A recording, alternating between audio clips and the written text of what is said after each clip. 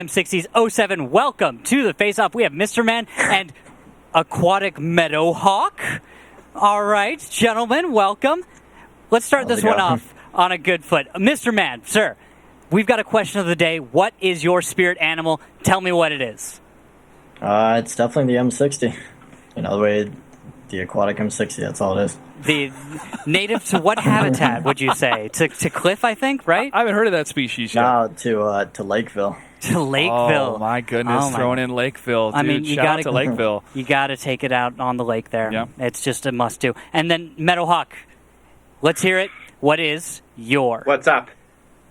What is your spirit animal of World of Tanks? My spirit animal? Well, everyone knows that the Tog 2, in extreme circumstances, can go underwater and be a submarine. So it's going to have to be a Tog 2 for tonight. Yeah, it makes perfect sense. I mean, it's got space for activities, all of that. Lots of activities. It's like almost a subway. They can travel underwater in that type of tank. Exactly. Meadowhawk, you seem very prepared for some underwater excursions. What's up with the scuba gear? Are you open water certified? Are you trying to make a statement for our aquatic friends here? I'm totally open water certified. It's been a while. The biggest win tonight is the fact that I still fit into my dry suit after 17 years. But that's a win. We're looking to make a splash tonight. We've sunk all our time into deep diving some new strats. We definitely don't want to be caught up in the current meta and get drug under. And we're looking to reel in a win to net a few 3 points that'll help us ride the rest of the wave of this first round robin. And I'm hoping that all the fans are definitely going to have to hold their breath for this game because it's going to be a good one. Oh, my gosh. I don't know what to do with all those puns. I don't know what to do with all the puns. The combo. They're so good. How many was that? That was 5, 6? We're going to have to check the VODs or check the audience a little bit later. That was very impressive. Now, Meadowhawk, real quickly, this is possibly one of your biggest matchups you're going to have here for this season because of the history between you two. Now, historically, Mr. Man and his team have been a bit of a thorn in your side, a bit of a nemesis here. Have you planned anything specifically for tonight's matchup? It's hard because, every time we try and do that, like I believe we have the famous XO quote, we knew what they were going to do and we still lost. We just have to play our game, I think. We can't get caught up in trying to counter strat, and we just need to play our strats. We need to play them good without mistakes. And, we should be able to take a home win. All right, now, thank you so much, Meadowhawk. Mr. Man, we need to give you a moment, find out what's going on with Aquatic, because tonight, Aquatic has been struggling throughout the season, and you guys are expected to be a high-performing team. We're waiting to see you guys turn it around, because right now, you guys are defensive winners, right? 69% on defense, but no one's letting you play on mines or steps so far this season, and I'm seeing that on the map picks tonight. Talk to me. Why are people banning out mines, and what's going to happen there? Do you think you could take it to 07? Mines has been a weird map, kind of for everyone, including us, since the way the zero line boost is working with the map now. But we're feeling pretty confident on it. And steps, I think a lot of teams know we've always been pretty good on steps ever since back in Silver League. So we definitely have a lot of experience there as well. All right, thank you, Mr. Man. Well, best of luck to you two gentlemen. It's a pleasure to see you both before we enter the battlefield. Good luck and have fun. All right. Thank you very much. All right, Josh. So, off of this, I think that 07 looks confident. Meadowhawk certainly dropping this pun game. Yeah. Turning it up to 11 with that one. For sure. And those were all swimming puns. They were. That was beautiful. And I'm an open water certified scuba diver. You are? So I am. I'm going to Mexico again later this year in March to go scuba diving again. So I'm going to take those puns with me, Meadowhawk, and I'll send some pictures from underwater. That was very well done. And congratulations on fitting in that scuba suit. I know what you mean. 17 years is a long time to still fit into anything. It's a long time. But hey, if you make it to the finals, we'll talk about some scuba diving because there's some great places out here in California. All right, Josh. Sorry, I got to jump off real quick. I'm being told that we have an update from our offline broadcast. That is Top Tier versus Eclipse. Last score update was 4-4. They were in a tiebreaker, going off to steps today. That is the tiebreaker of the day. And this is the start of the engagement. Great focus fire from Eclipse. Trying to clump up here at the very bottom of this small hill could be a death trap unless you're able to land all your shots on the assaulting forces. And that's not the case here. They're able to surround Pompous Take him out. He's in an S tank. Very important to note because they're just kind of getting on his side, make it so he can't keep dealing the damage that is all that the S tank is about. But look at the HP value between the two. Eclipse still has the majority of tanks, but the hit points are slightly in favor of top tier. But then we see Eclipse, the sun setting on top tier, 1 take remaining in that Bat Chat 25T. He falls, and Eclipse is going to secure the victory. Congratulations to them, and thank you to our production team for bringing us that replay. Two teams that I'm familiar with, name-wise, even though there's been some changes in the rosters.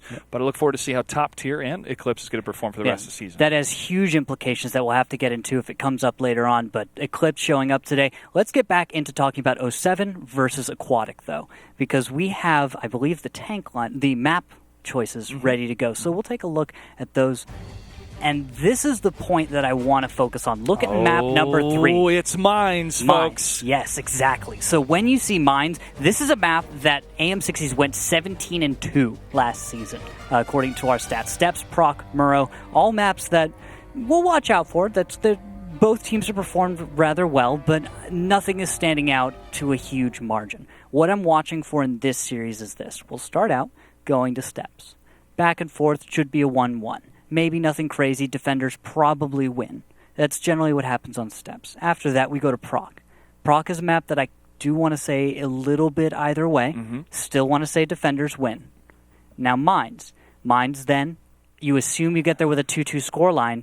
You can break away, add 2 more to your points as Aquatic M60s.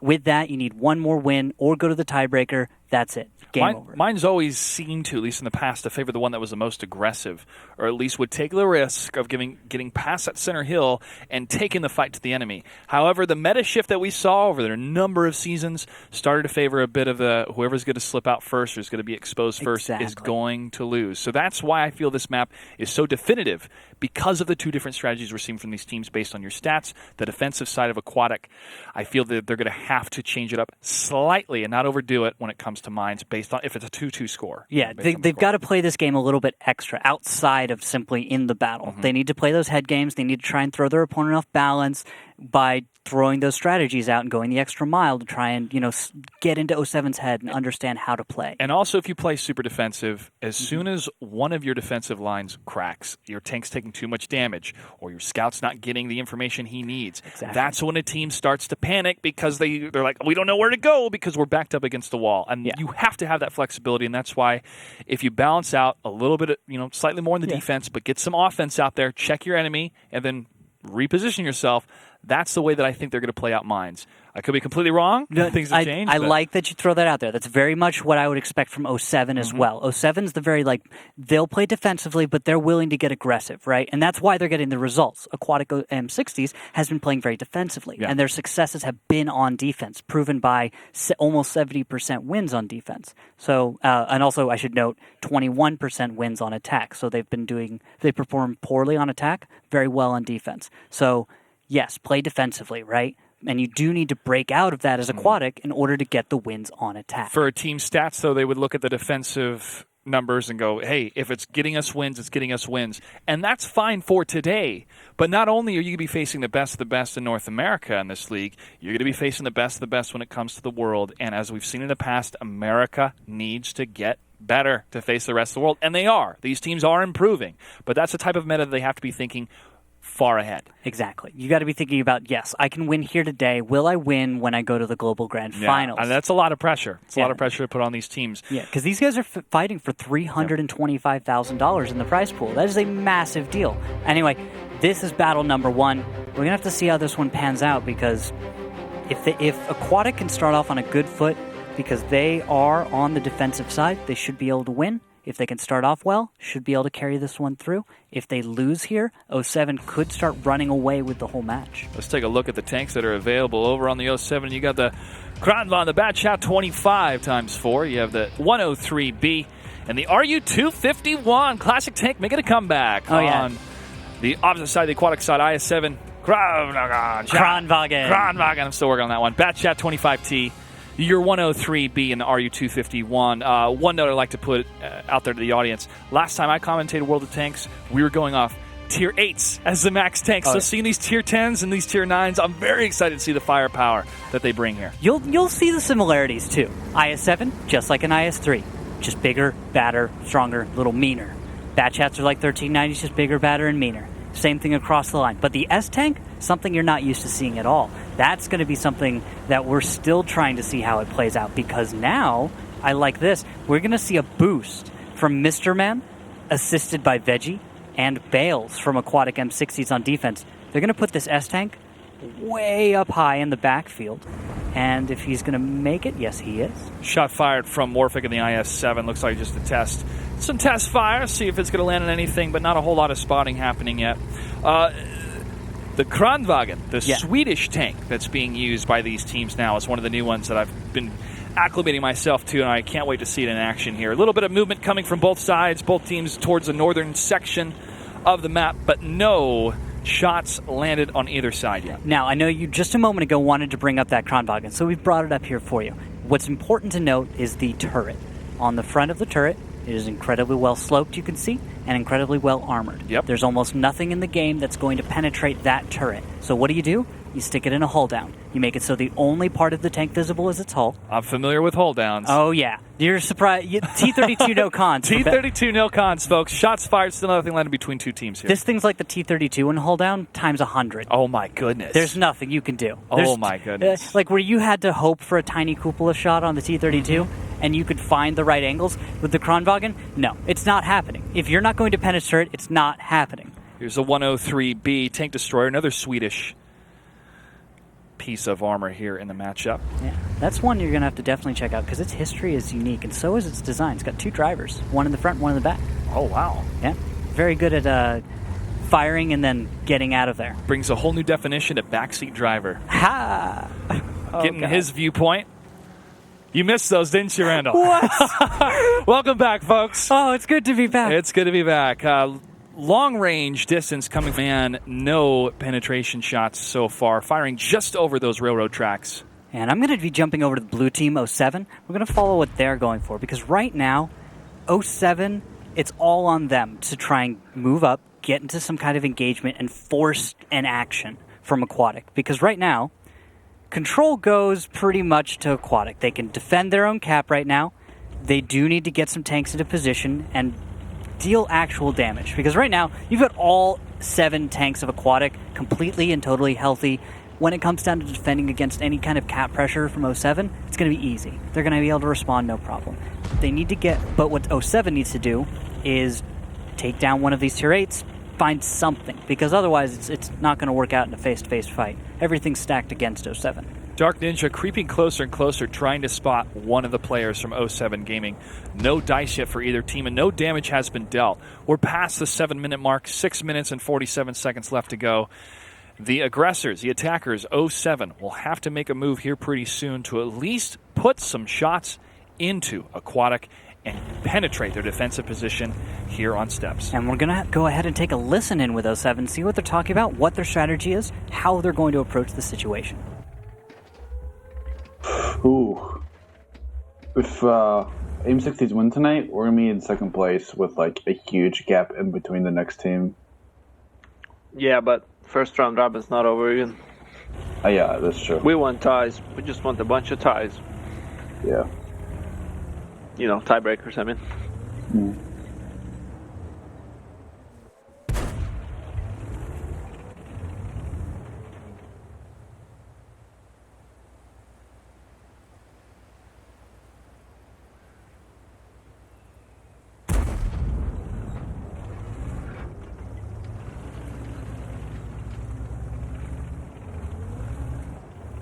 And, well, it looks like 07's a little worried about their fantasy points more than about the win tonight. Trying to be their kings here. Yeah, looking at them discussing how the standings will be affected if they win or lose here tonight. Well, during the listen-in, Fawcett did take some damage. He's the only one who has, and now we're seeing some aggression coming from 07.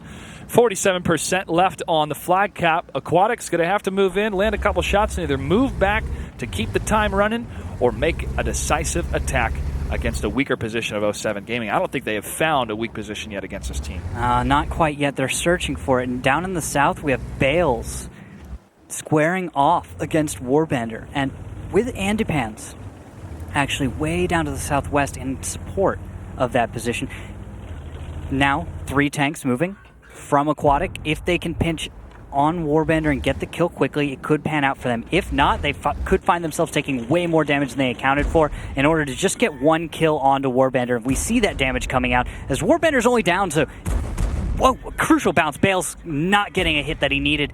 One more should finish off Warbender. That's going to do it. But at what cost? Dark Ninja and Bales are so low. And here comes 07 pushing again onto the flag cap. Marsh 166 was able to tag a couple tanks, or at least tried to, but Commodore is waiting for him, and Bales has fallen. That's one tank down for either team. He's not able to escape. That's Andy Pans in the high ground able to just take him down. And with 45 seconds, the tanks that normally would be coming in to stop the cap pressure from 07 are currently retreating in the southeast. That is Veggie and Dark Ninja. They just got themselves involved in another fight again just to take down Warbender, and I'm not confident that this is going to work out for them later on in this battle. This could actually come back to bite them. The time lost trying to get back in order to support Cap, as Morphic is forced in the IS-7 to go up and over and take about half of his hit points just to possibly spot the Cap. He might not even make it. Trying to move up that hill, at least get away from the pressure. Takes another shot to the side. Still not spotting anything. Still not. Down. Nothing is spotted. Good coverage coming from 07. And now Leadif and Fosta are just... they're out there, but no one sees where that is. Dark Ninja low. One more hit, he will fall. The shots coming in towards the tanks on the flag cap and delay. Have reset it. And Marsh trying to push up. One more shot, and he could fall. And he goes. Yeah, and that's Leadif in the S tank. He's able to deal so much damage. 5.66 second reload, and he just hits hard. Fosta leaving the cap was a little worrying. I'm confused. I thought that he could have stayed and possibly gotten the win, but they decided to delay because, look at it. 07 has how many tanks alive? 6. 6 tanks. Only one has fallen. Yeah. Compared to the 4 left for Aquatic M60s. But look at the hit points difference. Still very much in favor of 07 Gaming by about 1,000. But a couple lucky shots or a little bit of guerrilla tactics of these tanks moving in and out could change that up at any second here. Dark Ninja super low in that Bat Chat 25T. And Swipple very sneakily has moved up. Is about, about 100 meters away. And he should be able to get the kill shot and just move off into the flank of 07 to be able to get the kill. I'm not sure why he isn't getting more aggressive, just trying to play it safe. But he's also set up with a crossfire. Should any of the tanks from Aquatic decide to close on the cap, they're going to take damage as well. And this shot from the 103B for 770 damage. Nice hit against Felix 7. Waiting for the reload to line up another shot. And you're seeing actually the turret coming into play, but he will finally go down. And that's going to be Cap. That's GG right there. Battle number 1 going in favor of our blue team, of 07. So well played right there. I have to give it to 07. Execution was fine. Yep. Aquatic, though, I think that fight that we saw in the south between our Bat Chats to take down Warbender, that was a risky play. It's one of the toughest choices you have to make in World of Tanks. Do you secure the death of that one tank, but do you sacrifice some hit points a little bit later, especially when they're trying to capture that flag and you go, well, we can send in 4 tanks at once, but they're all at half health. Yeah. And as soon as they lock down 2 of them, it's game over. Yeah. Tough choice, but that's what makes these guys pros compared to the amateurs. You know when to make the choice, and unfortunately just did not work for Aquatic M60s in that last map. Well said. I think that's actually a great way to encapsulate it because, well, Aquatic had a choice. They didn't make the right one. 07 made the correct choices. We'll have to see what happens now because we're going to switch sides. Yep. Aquatic is normally a defender as well, we've noted. So on attack, they're less and less likely or less expected to get the win. And actually, this is an important one that I'm glad our production user brought up. That IS-7 going towards the mid, Aquatic didn't even get to spot the S-Tank and the RU-251 on cap, where normally in the past you've been able to spot those capping tanks. And look at that damage from the tank destroyer. Ledev was bunkered down. He got 1 kill, 67% accuracy. Look at them fantasy points. We heard them talk about it a little bit earlier.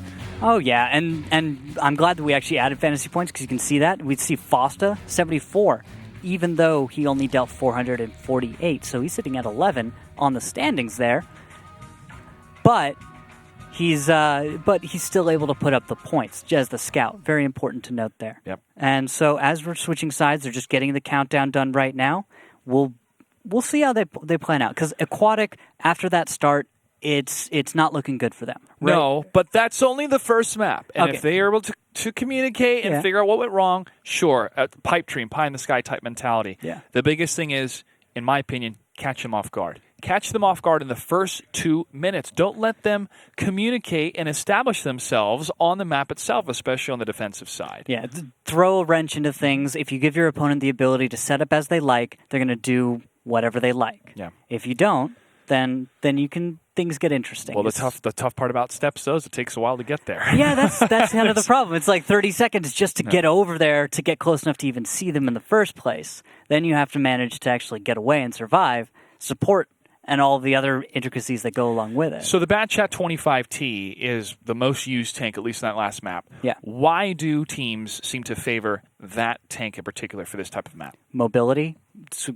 great, I guess you could say, chassis. I like it. It's not super well armored, but the angles on it can be tricky. So sometimes you'll bounce a shell that otherwise you wouldn't expect to. And that's that little bit of damage that you negate that otherwise would be your death. You also have the autoloader, of course. 5 shells, plenty of damage. So Bat Chat's just your bread and butter medium tank. Everyone knows it's good. Everyone knows how to use it. It's dangerous, but very often pays off. Map like steps, you have to have that mobility, and if you can sweep in and get the kill and then get out of there, even better. And here we have the tank lineups once again. Plenty of Bat Chats for both, but more favoring more the defensive side, 07, with 5 Bat Chats plus an RU-251 and Kranwagen. That's an important thing to note as well. A lighter lineup, as the defenders, the attackers are going to be bringing that 113 IS-72 Bat Chats S-Tank, that 25T AP, and then, of course, Marsh in the M53-55. Also important to note as well, with the heavier lineup, supports the Arty. With a lighter, faster lineup, it's going to be that much more important for Aquatic to defend that artillery piece. If that M53 lands 2 shots, that's game-changing.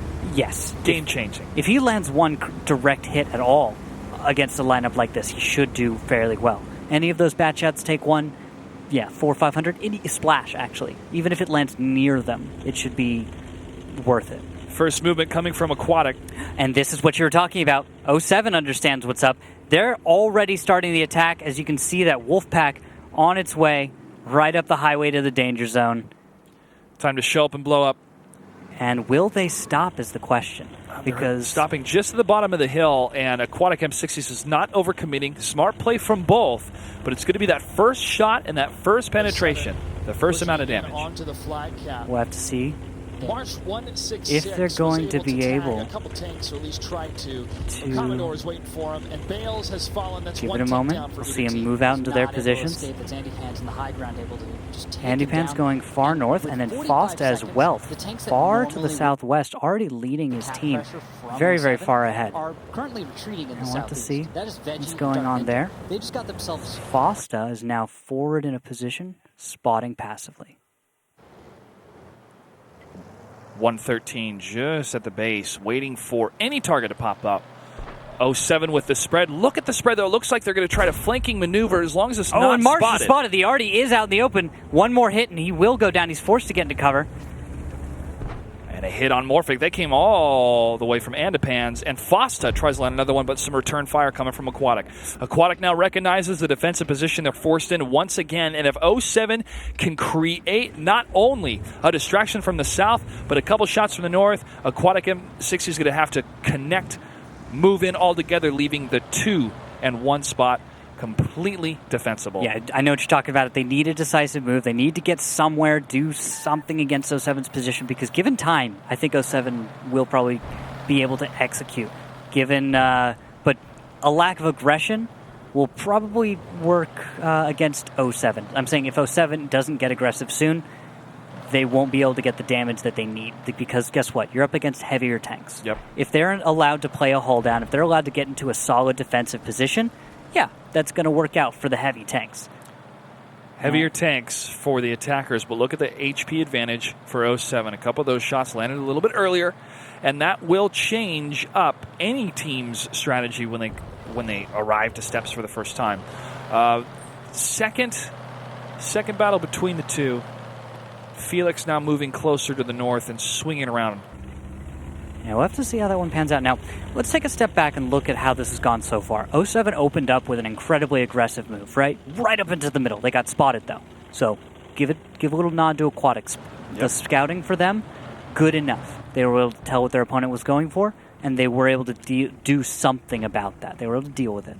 Now, where Aquatic is right now, what is their next move? They don't have a ton of really solid options. They're up against a more mobile opponent. That more mobile opponent is going to probably dictate the way that this battle goes, as exampled by Lidef, who's just moved forward and forced spotting onto Mr. Man, someone who honestly, if he's allowed to sit far back and deal damage, it's awesome. But if he's forced to take damage actually or be out front, it's rather dangerous for him. He doesn't have a lot of options. Some tag shots between Mr. Man and Endapans. Just a little, hey, how you doing between the two.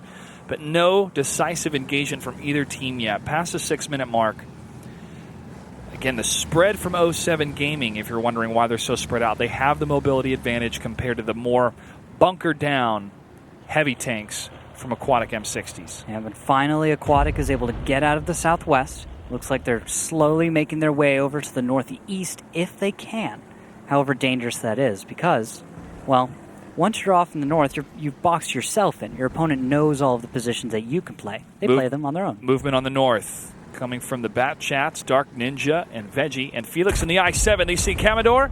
They're going to fire 3 shots.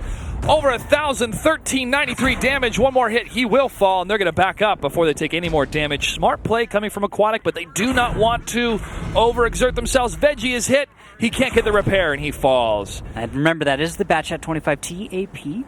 So the tier 9 version there instead of the tier 10. Yep. Slightly less costly than a Batchat at full tier 10, but still hurts quite a bit. It's a nice, fast little medium tank. That halfway between a 1390 and a Batchat is kind of what you think about. And a sick air from Dark Ninja. Got to give him credit there. Sick air indeed. Yep. And he will not, I think, be able to make the jump on this one, if I'm correct. But he is going to try and get up into a high ground. No, he's going to be able to make it. So there's a Batchat up in the high ground. Morphic, though, being torn apart. He is taking damage from all sides. 2 more hits and he'll fall. Those are bounces, though.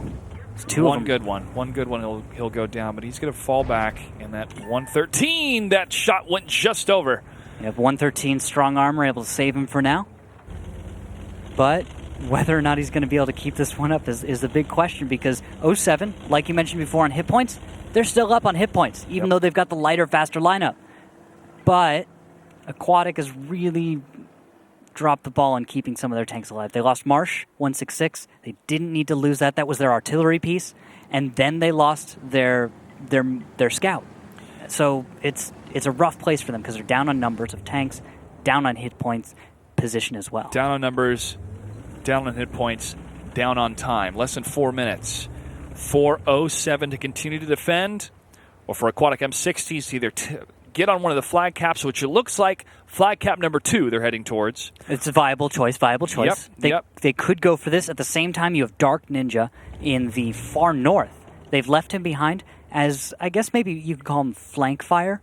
He's going to have an alternate lane of fire, be able to shoot at tanks that otherwise the rest of his team's not going to be able to. And he's spotted actually. He finds Lidef.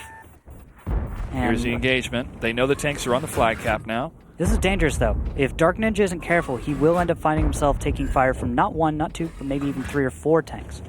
And this is the time when he could find himself really squandering the position that he took the time to get into. Yeah, now time is not on 07 Gaming side as long as Aquatic M60s are able to keep this flag. You'll notice the positioning right now. Mr. Man and Bales in the back trying to get that cover fire over Morphic and Felix 7.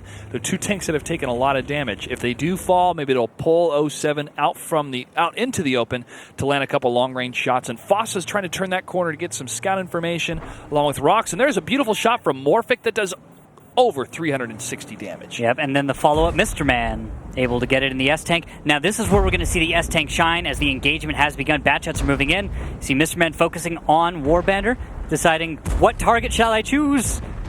And it looks like they're going to go for Warbander. Warbander, 1 shot left, and he'll fall. But Felix falls before he does. That's concentrated fire coming from 07. Aquatic still has the hit point advantage, and they'll continue with the advantage.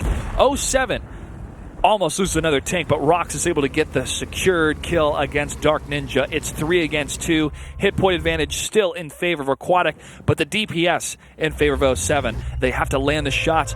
Every bounce will hurt them. And a blind shot from Mr. Man. He does not see Makos, but fires, gets the hit. Makos 466 for hit points.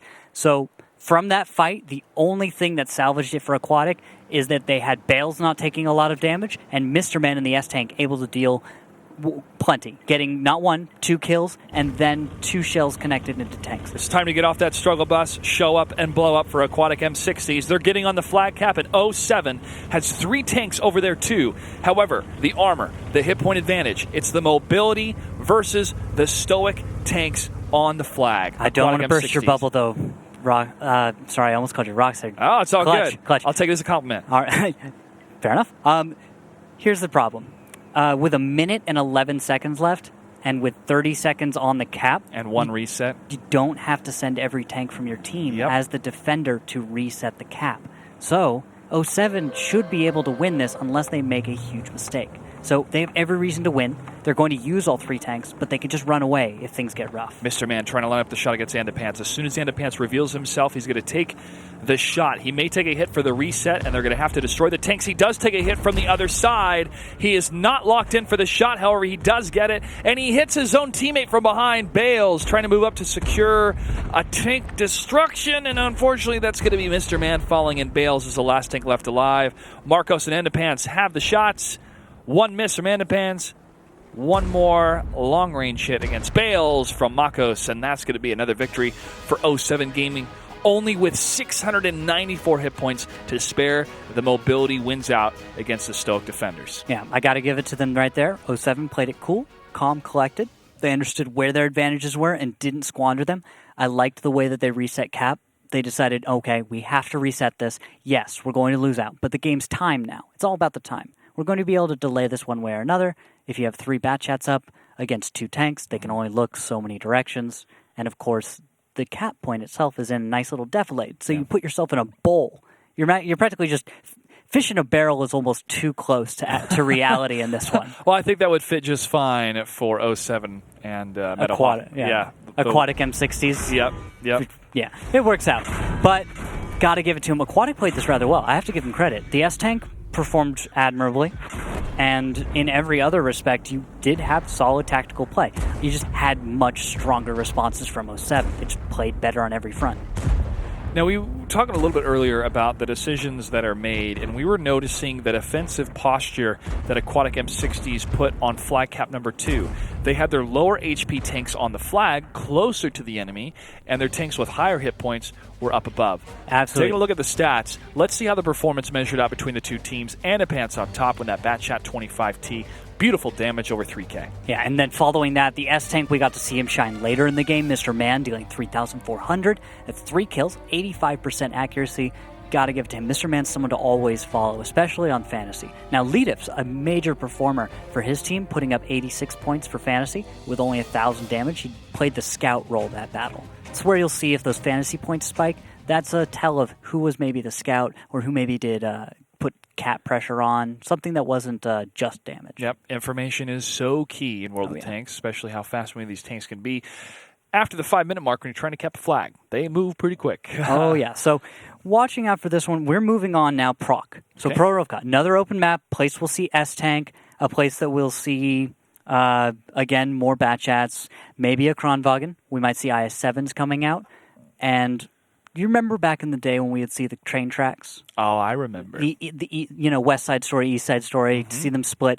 Very much what to expect here today as well. So very often you'll see one team go northwest of the defender, or maybe slightly less often they'll go to northeast.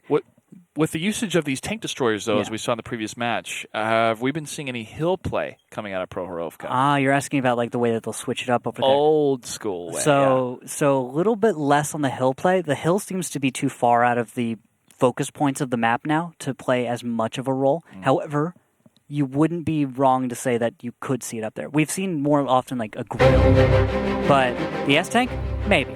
We shall see. We shall see. We shall see. And as we're getting ready, we're about to go into the next battle. They're just doing the countdown right now. But On proc, S-Tank, very likely. It's becoming more and more popular. And then as far as the way it plays into most of the strategies, all it does is enhance them.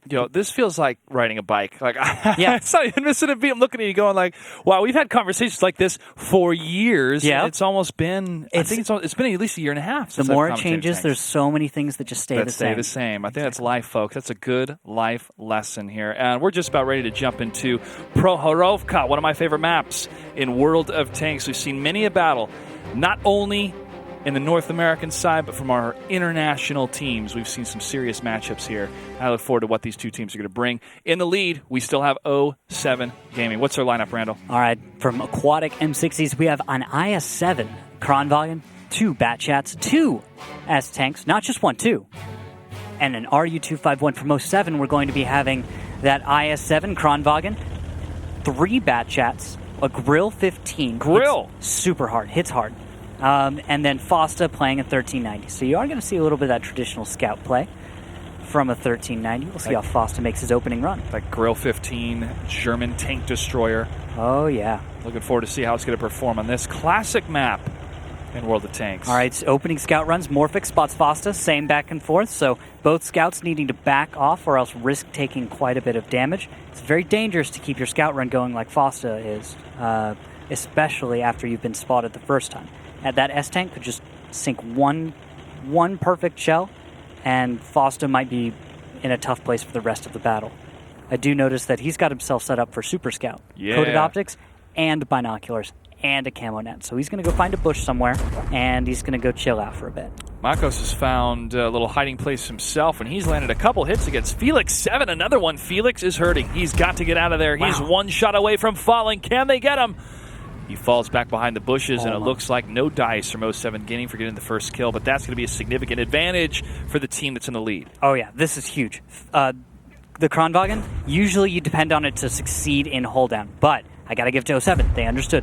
This is where Kronwagens go on proc now. How do we counter them out? Their turret's too strong. How do you deal with that? Well, let's find the crossfire, set it up, and deal the damage. Now, they didn't get the kill, but do you think that Kronwagen's coming back anytime soon? I think that Kronwagen is just going to be sitting steady for a little bit, but look how close 07 Gaming is. Well, slightly approaching the north, ever so slowly, and then the IS-7 is moving. Now they're starting to move north. Yeah, they're getting there. It just takes a minute when you've got the slightly heavier lineup. Yeah, and we have to climb that huge hill. But we were talking about hill play a little bit earlier, Randall. That's what 07 Gaming is favoring, at least in that quadrant, but Felix, if he can hang back and escape for a while, that could lead to some hubris from 07 Gaming trying to chase him for the kill. Exactly. Keep your gun in the game. Don't die. Stay in the back. Let someone else on the team maybe take a few hits, and understand that you can still contribute to your team. Understand that Felix probably will die if he decides to hang out front like he has been. He's got to, rotate into the back and let someone else take the lead there. Feel my potato in the IS-7 is a great choice. And here's the push. Off of that hill, there's Makos, Rocks, Fosta. Looks like only Fosta's going to go out ahead, as he is. Looks like he's not spotted. But will he take fire is the big question. Looks like he's only going to get spotted rather late in that push. And Bit of a spread from 07 Gaming moving up to the north. And with that, you should see the rest of 07's tanks kind of shift a few meters forward, take advantage of the distraction that Fosta creates in order to find targets that are going to try and force Fosta out of his position. Let's look at the positioning right now of Aquatic M60s. Their tanks are a bit spread out, still in a high-key defensive position, so they're able to cover the flag caps, but as soon as 07 Gaming is able to engage against any one of these tanks, I feel that Aquatic M60s cannot move fast enough to engage with them. And I think you are going to see some trouble, and we've decided to bring up a little bit of telestration right now to kind of create an example. Kronwagen in the middle is very weak, but he does have a Batchat that can move all the way to the south or towards the middle of the map to support. And that's where the brunt of the counter push will come from, as that IS-7 as well will be joining. So what happens is, as a response, Aquatic will take their tanks and push into the middle and pressure the 2 cap. That's if the cap gets pressured. Yep. If not, you see these S-tanks way up north? Those guys are ready to deal so much damage. All you have to do is get spotting, and they're going to tear things apart. Because they're impossible to spot, they deal more damage than they're going to take, and on top of that, they'll bounce plenty of shells from where they are. So every reason for Aquatic to want to leave this a little open for 07 to push in because it's a trap. They just want him to go this way and die. Patient play from both teams. Marsh 166 had no shots lining up as he's trying to cover the northeastern side from a bit of a long range. Shots fired coming from Fosta, no dice. He's blind firing, trying to see if he can recon by fire. If anything, if his shell doesn't keep going through the bush, then he knows there's something there. It's always a good educational video that came from you, Randall. Oh, blind fire? Yeah, blind fire. Oh, gosh. Talking about ruse clues back in the day. Ruse clues, folks. Oh, gosh. Hashtag ruse clues. Oh, that's coming back now, isn't it? I'm going to see that on my Twitter feed tonight. You two are like, hey, let's bring it back. It's like, oh, gosh. Kid-style pieces are fun to do, but when you look back at them, you don't want to show them to your girlfriend's parents. Well, sorry, we're not getting into dating advice here. We're not going there tonight, guys. I'm sorry to disappoint the fans at home. No, Fosta did take a hit a little bit earlier. Say, don't be embarrassed for the things that you love or you're passionate about. Veggie, hanging out in the bushes in this little forest next to the river. This is going to slow down for a minute. It's all up to Fosta. He's the one going out and doing some spotting. He's looking for anything.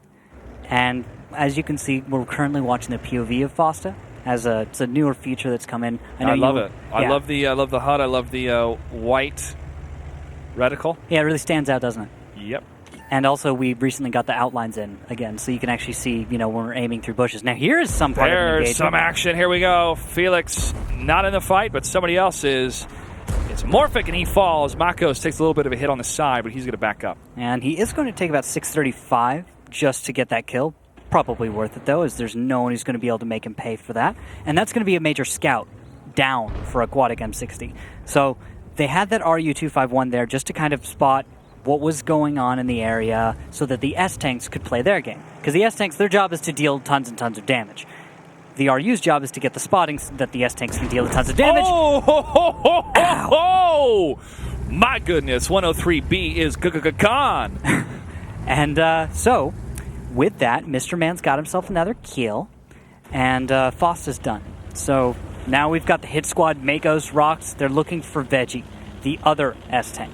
And I believe they're about to find him, if by accident. And they're going to have to see what they can do there's the first hit. Rocks is going to take some damage, and Andy Pants has shown up as well. So 3 Bat-Chats to take down a single S-Tank. There he goes. Yep, bye-bye Veggie. Yep, now Mr. Man taking damage. I'm liking this support fire. 07 is just tearing apart the positions from Aquatic. It looks like they read him like a book. And they've been able to paint their targets and stay on top of them. Even though it's been 3 against 1 or 2 against 1, they've secured the kill, taken minimal damage, and then got the heck out of there. Another shot fired, though. That was a hit against Andapans. But 07 Gaming, 9,155 HP against 6,352 for Aquatic M60s. They're not out of the fight yet. There's 2 minutes and 40 seconds. 2 minutes and 40 seconds for Aquatic M60s to hold on and defend this, right? So that is an interesting point. Still possible for Aquatic. They have to hold off 07. They need to slow them down because guess what? They're organized. The Bat-Chats are together. The rest of the gang is together. The I-7. Ledif and Warband are the 3 amigos pushing up against Feel My Potato in the I-7. 2 more shots and he'll fall. That's a missed shot from the I-7. It looks like could have been a bounce. 1 and 2 from Warband. They get the kill. 3 tanks left alive for Aquatic M60s against 6 on 07, and they are spreading out to find their next target. Yeah, and that's going to be Marsh 166 trying to escape, but, well, that's not going to work out too well. Actually, at the same time, we've got, looks like, Mr. Man is squaring off right now up against Makos, and he's able to take down Rocks. I think 07 may have forgotten about him, or I'm not sure exactly what's going on there because, well, he's still alive. He's going to try and wiggle, see if he can live a little longer. Still in that fight. He's taking Makos on. He's actually 1v1ing and winning this. There needs to be support fire. He's going to be reloaded before Makos. But will it be enough to kill him? It's not. 388. Mr. Man's got one more shot. He needs to land it for the kill. But where is the support from 07? Dark Ninja trying to move up from Aquatic to get the shot behind Makos. Mr. Man still doesn't have a shot yet. But here comes Dark Ninja. Can he get there in time? It's not going to be there in time. Makos is going to go down. And Mr. Man, while exposed, should be able to escape with his life. Less than a minute. 20 seconds left on the flag cap. Aquatic has got to land a shot for the reset. Ledev takes down Marshall. Dark Ninja tries to line it up.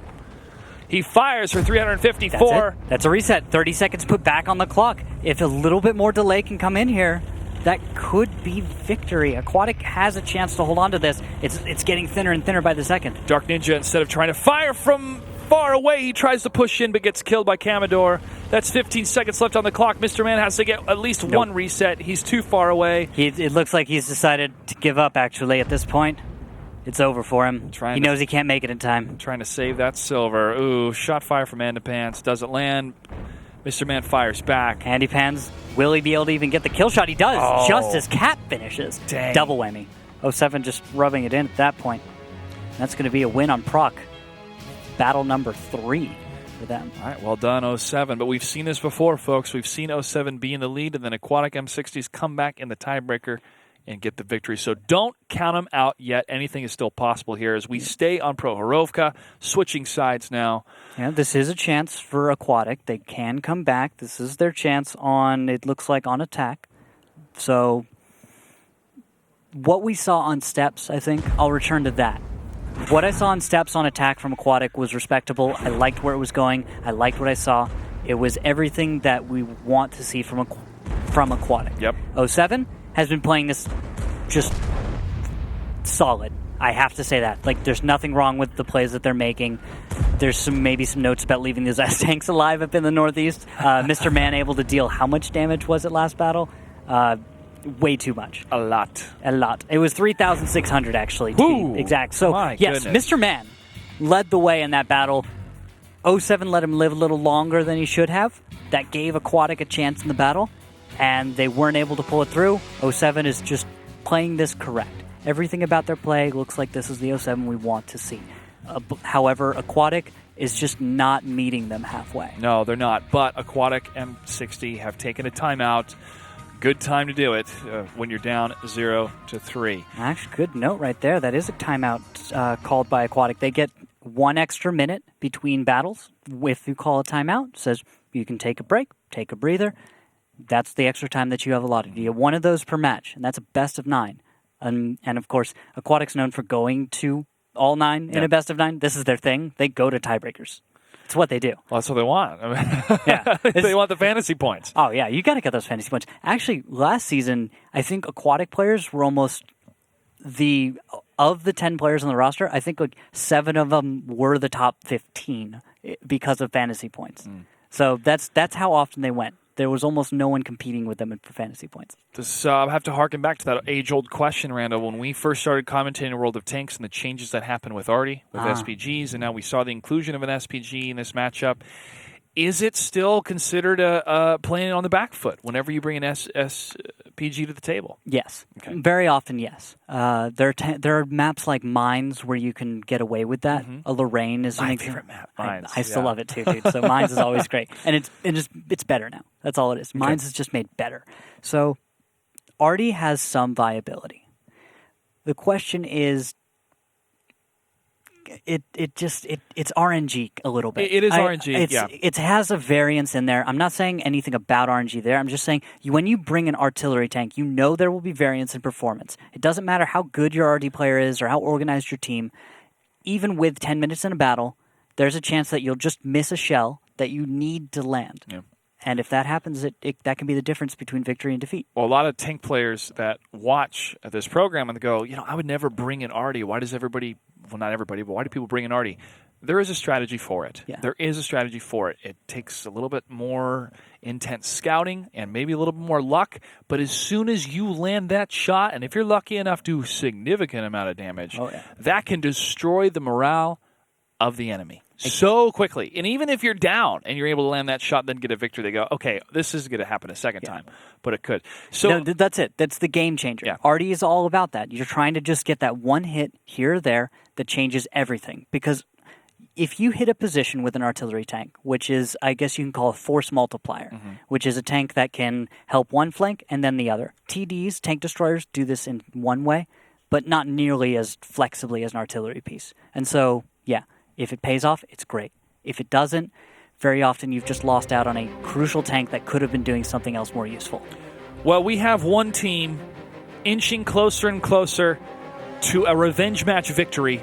07 is up 3-0, and they will be defending on Prohorovka against Aquatic M60s. What's a tank lineup, Randall? Well, look at this. We've got Aquatic M60s with 3 Kronwagens, 2 Batchats, an S-Tank, and an M4043. So we were just talking about Artie.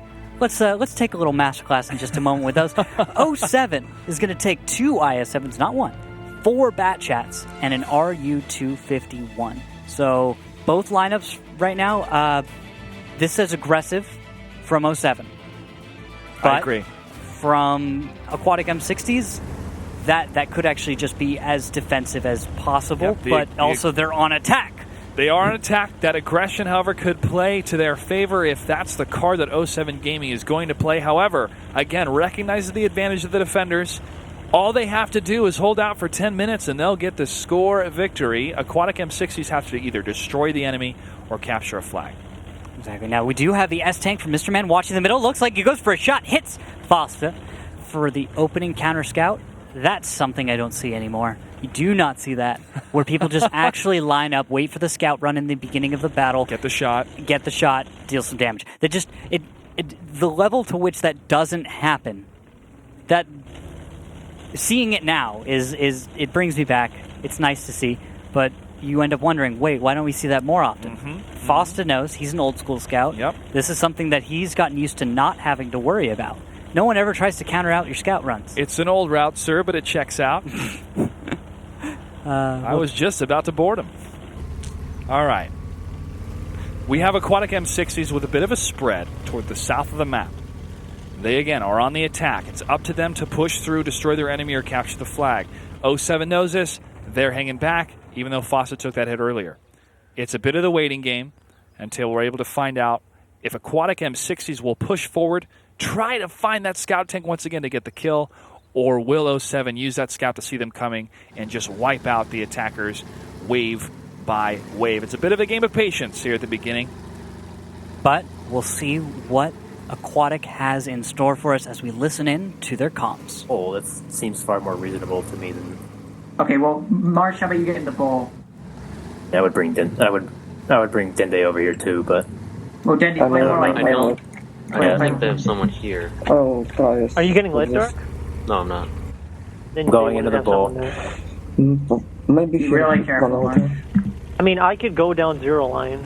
I'm not even lit. Well, it'd probably be better for me to go. I'm not lit. Okay. Not lit. There's Dark, like no...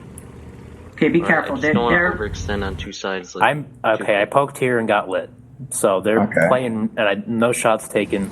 Ready, Morphic? Felix, is it okay if I rush down here? Yeah, go. I'm watching like D8, and I can also look at A0. I'm lit. I'm lit again. Just don't take any damage while we clear this. Not spot. Not taking any. Just make sure you haven't even shot. Okay, yeah. Once we get Dark up here, though, Morphic, then I want you doing the run along the tracks, okay? You can have Dark stay at A0. Yeah, just to cover more. No. Again. Yeah, just make sure you hug the red line as you go up to the Dark so you don't get lit from A6. Well, take it really slow, Dark, and make sure... I'm aimed A0, so like... I'm not getting spotted from anything over here.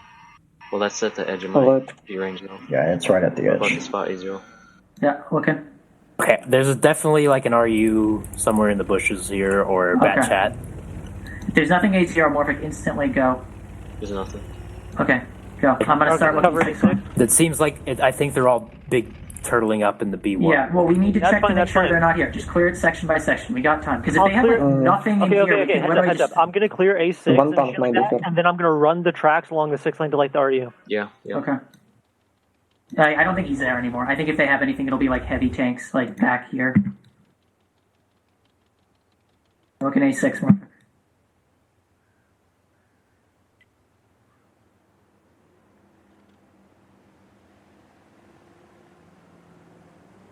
Nothing. I'm still lit over. That means he's out of my Can the draw. Kron in the middle get shots on him? Because then he can just... Andapans is seen in the sights of Felix. He fires, does not hit. Ooh, landing just short. Could have led the target a little bit more there and possibly paid off. Kronwagens at the same time are pressuring in the middle of the map while scouting from Morphic is catching out a few tanks, but only Andy Pants has been spotted right now. They need more spotting. That's Aquatic M60s needs more intel. As you could hear in the listen a little bit earlier, they were trying to find out where are these tanks so they could land that shot from their artillery. Didn't land, but a little bit of damage was done against Andepants and Fossa so far. Marsh has taken a hit. We're just about to hit the 5-minute mark here on Prohorovka. 07 in the lead, 3-0. Defending against Aquatic M60s. And you just said it, 5 minutes left. That is dangerous, right? Ooh, nice hit there. 199 on Andepants. Bit of a glancing blow, close enough to do some damage. Andepants trying to maintain his cover behind the burning train car. Yeah, it's a hobo car, we used to call it. It's thoroughly destroyed at this point.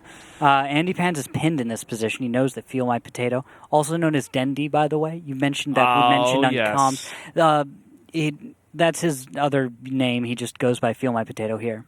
And in just a moment, I think Artie's about to fire. Yep, he's ready. And look at that timing. Andy Pans decides to leave his wreck just in time. And I got to then give it, again, Felix. Playing an artillery well in that, did not blind fire and waste a shell. Yep, waited 39.51 seconds to reload on this Mamma Jamma. So yeah, you definitely want to choose your shots very carefully. Exactly. There is, of course, yeah. And this actually brings up a really fun subject, which is when to fire and when not to. Because Artie, you've mentioned really long reload, right? Do I fire and by the next time I have a reasonable target, I'm going to be reloaded, and chances are maybe I deal damage, maybe I don't, but who cares, right? Yeah. And also the enemy can know, hey, he fired, everybody move! Yeah. You have 39 seconds to move. Exactly. Pick a place. No, that's a legit call that gets made, too, as well. You'll see 07, if they'd seen an artillery fire, and they were planning to wait for that, they could wait for that. See, already fired. That means one tank is going to be waiting that long to reload. We can probably start an attack. We can do a brief engagement. We can peek over this hill. And we'll know that there's no repercussions for that, at least from artillery. That chat on the flag cap, a lot of time for that flag to be captured. We're going to see some movement from 07 Gaming here. They are on the defensive side, and they're going to be moving down the 2 line to the south, not sweeping over to the center because Aquatic M60s is set up that way. There's a shot possibly on Andepants from artillery. He's not taking the shot yet. He's trying to line it up. He does fire. And now Fosta's taking a lot of damage. Artie does. Andy Pan's taking damage. And now Morphic moves over at the perfect time and has the lead in damage output. But he's going to retreat just in time. And now every tank from 07. Mako's going down. But they will take down Veggie. Fosta as well. Main scout is down. Rox, though, in his batch is still relatively healthy. And that's 2 of the Kronwagens down for Aquatic M60s. They were the major damage dealers. Artie has 10 seconds left before he's reloaded.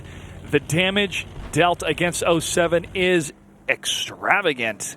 4,934 compared to 6,503 on Aquatic. But they take a hit. Morphic down to 19 hit points. He's barely holding on there. Oh, yeah. That's going to be great for AM60s. They really needed this win to bring themselves back into the match. 2 tanks left alive. That's Commodore and Warbender in the IS-7s. AM60s realized we can leave the IS-7s alone. We've got Artie along with our Scouty Batchats, and we can just play this one, guerrilla tactics. Yep. Take down one tank at a time, deal the damage, put the pressure on. 07's going to make a mistake, or they're going to have an opening, and we're going to capitalize on that. And that's what you saw here. Warbender, last tank left alive on the side of 07. Just a couple more hits, and Aquatic M60s will put 1 point on the board, and they do it. Well done, Aquatic M60s. It's not going to be a shutout. They do have some teeth, and they showed it using that Artie. And speaking of the Devil, Randall, we were talking about strategies and artillery. We saw some great scouting, awesome usage. That's how Artie is played. Exactly. Put on the pressure. He didn't even have to get all of the damage that all of those shells that he put out, all those shots fired. They didn't even have to hit Andy Pans. You saw that Andy Pans reacted even though a shell hadn't come in. He knew Artie was about reloaded. He knew the shell should be coming in at him any moment, and he decided to leave the position. Don't risk getting shot one more time or getting hit by that Artie again. Decide, I'm going to leave. And that Artie forced Andy Pants to make that decision. No other tank will force him to move from exactly where he was when that happened. So very uniquely, Artie did influence the way that players kind of treated the battlefield. And you see some of that scouting and some of those hits, glancing blows, some misses. But if Artie is close enough, we've seen it destroy tracks. We've seen it do 97% or 97 hit points, a couple hundred hit points. Take out crucial modules, crew members as well. It makes a difference. It makes a difference. And there's a final kill, 07. Their first loss against Aquatic tonight. Take a look at those stats. Mr. Man, the 103B, with 2 kills and over 3,000 damage. The S-Tank is just a monster, dude. It just puts out so much damage. And then Warbender shout out in an IS-7, making it to the top of the damage list. Kronwagen from Fuel My Potato. Bat Chats as well to fill out the rest, with Nice on down 1,300 from Marsh, 166. Player that's someone to pay attention to. He's definitely one to watch out for. And then Leadif, of course, as well. Major performer for 07 that has not been putting up the biggest points in damage today. No. And then you look at Felix 7, 9.5 points for fantasy, 100 points for style. Using the Artie for sure. Oh, definitely. It's one of those things where, a lot of players have their own mixed feelings about Artie, but it is crucial sometimes to executing on the perfect strategy. And it does bring a certain set of tools to the battlefield that no other tank can compete with. Yeah, I mean, even thinking about some other sports, you think about the special teams in football, and sometimes they'll have some trick plays, right? Yeah. I feel like Artie is like that sometimes. It can where be. It's like, well, Artie, I mean, why are they bringing it? Oh, that's why they brought it. That's why they brought it. So now we're going to move on into our next map, which is Mines. Yep. My personal favorite. It's the one we've been waiting for. This is the Decider map. This is the one that AM60s went 17-2 last season. So the losses were outliers, as it were. There were just 2 of them against 17. Their chances to win were pretty much just like, don't play Mines against Aquatic. Just don't do it. But now we're here. They finally got that win on the board. That's the toughest part about it too, right? Yeah. You get a little bit of momentum in your favor. People are like, momentum, what does that have to do with World of Tanks? It does. It's a mental type of fortitude. We got a win under our belt. We could do it again, folks. Let's do it. But now the map is mine. Yes. So, but besides that, though, this is the map for 07. In a way, yes. Okay. I think AM60s, if they show up, and if that win on Proc was anything, looking forward, Mines will be the map for Aquatic M60s. All right.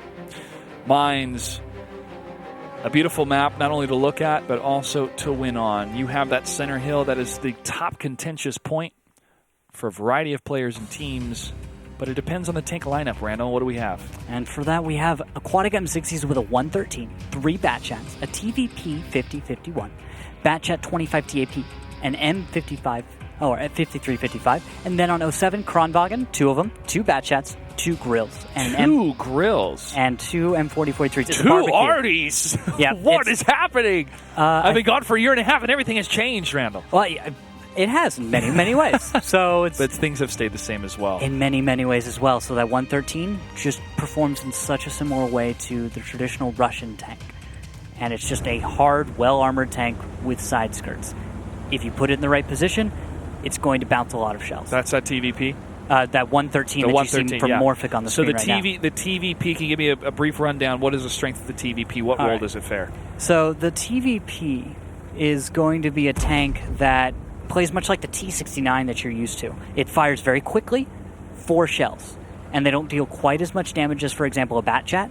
But what you do is this. Where you have a long reload in the Bat Chat, you have half that reload with a TVP. Where you have a long time between shells in the Bat Chat, you have half of that with a TVP.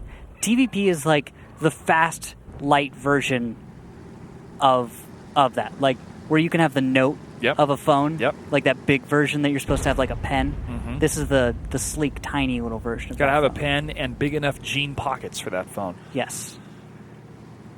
A little bit of movement, but no shots have landed for either team. Nope, this is going to be very defensive from 07 to start out. They're going to spread out, send the Bat Chat to the west. Artillery's going to try and get damage where it can. And Aquatic M60s, what they're going to be doing is they're going to be taking their artillery, the M5355 from Marsh, and they're actually going to be trying to go for counter battery. So blind fire coming out into the backfield of 07 towards typical artillery positions. However, not to what I would call the most typical arty position, which is where you see Foston now. Typical arty positioning on Mines. I feel like you can write a book about that, Randall. Like a pamphlet. Oh, okay. Like a 7 or 8 page pamphlet. Booklet. With pictures, diagrams, lots of diagrams. Has to have diagrams. I think probably like 3 flowcharts. What about a Venn diagram, too? Venn diagrams are hard these days, because the thing is, you want to do something fancier, and Venn diagrams are, like, kind of played out. We can do red versus blue. Well, Venn diagram. Yeah, you can. Advantages of the tanks will be a good way to measure the two of them. It's like they're not in right now. Sure. Not stylish. Sure. You know? We'll try in 2020. Exactly. We'll see how people feel about Venn diagrams. Let us know. Hashtag WGLNA. What do you think about Venn diagrams? 07 Gaming versus Aquatic AM60s. Again, no shots been fired yet. Bit of patient play from both teams as they bunker down in their positions here on mines. And Aquatic tries to sniff out where that weakness is. They're going to look for it. And once they find some weakness, they're going to exploit it. However, Morphic's out in the open. He is spotted. He may take damage. Oh, Artie's trying to get on him. And? Shot out? No? Nope. He's going to wait. He's waiting. Ooh, smart play. I wanted him to fire. I know, we all did. I really wanted him to shoot. But you got to have the strength not to pull the trigger. You're right. Just stay strong. And he's going to be watching, actually, for someone to make what we call the zero line run, which is where a bat chat's going to follow a very particular angle in order to get himself up into the high ground on the zero line of the mini-map. You'll see that's the vertical on the far right. I keep thinking of Batman from PvP Super Friends. Oh, I miss him. I wish he was around still. He was fun to have around. We used to have a player back in the day, guys, that when Clutch and I were doing this about 2 years ago. 2 years ago, change, a guy named Batman, or called himself Batman, wore a Batman mask on stage while playing competitive World of Tanks and managed to win battles. Yep. Defeated America and took 4th place at that event. Yep. Props to him. Couple shots fired. Aquatic has taken some damage, but again, folks, nothing very significant when it comes to the battle yet. It's just a chipping away of the hit points. 07 has roughly over 1,000 hit points in advantage against Aquatic M60s, but not game-defining yet. Yeah, we'll have to see how this goes, because it's all up to Aquatic. They need to find their room, that one place that they're going to get the hits that they need. And they're trying, but right now it looks like a lot of just recon by fire. They're blind firing various positions on the map. Exampled here, this is Marsh 166 in the M5355, going for yet another position to blind fire. Now, if he decides to go where he's about to fire, this could be the kill that he needs, because that's half of Foster's hit points. My goodness. Right there. Just landed on Fosta. Does not realize how lucky he just was, because if that had gone a little bit to the right, game over, man. Yeah, he would have been done. He would have been toast. Mako's trying to get a couple hits against Dark Ninja. No dice. He's going for the reload in his bat chat. We're almost at the 5-minute mark here, folks. 07 on the defensive side, in the lead. Not sweating the small stuff here against Aquatic M60s. And Aquatic M60s not making any real gains yet on a map that's known to be their map. They're supposed to dominate on this. Now, I'll take a note. Just because they haven't won already, just because it didn't take them only 5 minutes, doesn't mean you're not dominant anymore. We're only halfway there. Exactly. There's still time left. And Living now, on a prayer. Oh, watch this one right here. This is... Oh, no. God, Bob Saget. Dark Ninja was supposed to go and make the run. He gets spotted. Nope. He's going back. He's got it back off. Fosta lets out an arty shell. That little splash damage right there. 71 HP hit for the M5355, that little tractor. And we are seeing just that little bit of back and forth play. This is actually both teams jockeying for control of a crucial part of the map. Yep. Those bat chats are going around trying to get a jump into a position that it's risky for Aquatic to send some of these bat chats into the zero line that they were going towards. However, at the same time, teams have become better and better and better at defending or punishing tankers trying to go into the southwest and southeast and get into the zero line. So there's this big power play happening on the east side of the map currently in the meta, which is just the typical strategies and trends that you see. It's in style right now. We could very easily be seeing west side strategies where people still push down the 1 and 2 line. Oh, I would always vie for those west side strategies. But no West Side Story today. Like, just it's just not happening as much. West side across the little island, or east side? We'll see what happens. But we are seeing that kind of transition now. Yep. Bat chats, lighter tanks from Aquatic going to the west. They're going to that one line, getting close to that lighthouse, trying to find an opening through the rocks on the slight elevation on this side of the map. Get some of that crossfire going. Exactly. And if they can get into a position where they can actually engage across onto that Batchat, onto, I think that's Makos, right? Yeah, Makos. Yep. If they can actually get there without taking too much damage, things should go rather well. Now, also, good note, Leadif just took 755. I'm guessing that was from artillery. And now Felix is going to be taking quite a bit of hit points of damage, will be losing Makos, and will 07 be able to punish and kill the AP? Bit of that crossfire. Bale's able to cruise through and land 2 more shots against Leadif. He falls. Fosta just slightly less than half health, and Andapants is not taking any hits yet. Yeah, this is a big win right now for Aquatic. This is 2 minutes and 30 seconds left in this battle. Almost 7,000 hit points left on the battlefield for the defenders, and Aquatic has a lot of work ahead of them. They need to get the kills. They're reliant on quite a number of autoloaders. Veggie, Bales, Dark Ninja, Mr. Man, Felix are all autoloaders. So there's only Morphic, who's a consistent fire tank. And if we don't see an engagement relatively soon, we won't have time for anyone to reload for the second engagement, for the finishing kills. Well, Bales is trying to fire through the smoke, through the center against Warbander. He takes a hit on the side, tries to keep the angle, reducing the damage. One more shot, and there falls Warbander. And there goes Commodore. This is a gang up. Aquatic M60s in the lead. Almost double the hit point advantage. More than double the hit point advantage, and only 2 tanks remain for 07 Gaming. Aquatic M60s on the rebound. Yeah, that was a surprising moment where it just kind of all came together. You know, everything just kind of fell apart for 07, came together for Aquatic M60s. They got some blind fire that was crucial. Getting it onto damaging Foster really threw him off his game. Already needs to defend. Nice response by Aquatic. They flexed around the map, and you can see it didn't take them long to get the damage, get the kills that they needed. And it's just a matter of time, or at least it should be, before Aquatic's able to finish. 2 tanks left.